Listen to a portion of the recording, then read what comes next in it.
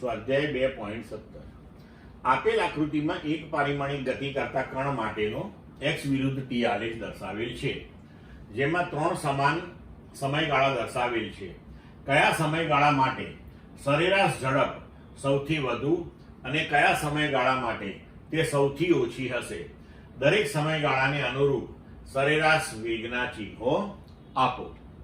હવે જુઓ કે સમયના સૂક્ષ્મ ગાળા માટે x વિરુદ્ધ t ના આલેખનો ઢાળ એ સૂક્ષ્મ ગાળા માટે સરેરાશ વેગનું મૂલ્ય આપે છે. હવે આ ત્રણેય ગાળા જે આપણને દર્શાવ્યા છે એ ત્રણેય સમયગાળા સમાન છે. તો તમે આલેખ ઉપર જોઈ શકો છો કે આ જે ત્રીજો સમયગાળો છે એમાં જે આલેખ છે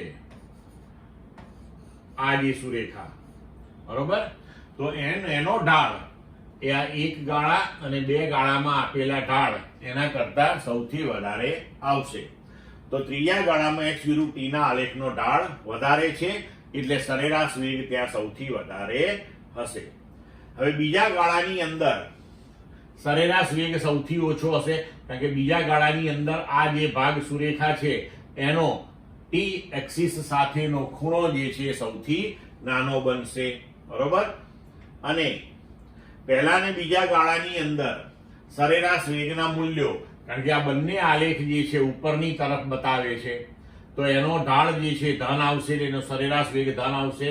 આ આલેખ નીચે તરફ જઈ રહ્યો છે તો એનો ઢાળ તમારો ઋણ આવશે, એટલે ત્રીજા ગાળાની અંદર સરેરાશ વેગ તમને ઋણ મળશે, જ્યારે પહેલા બેની અંદર તમને ધન મળશે. સમજ પડી ગઈ મિત્રો?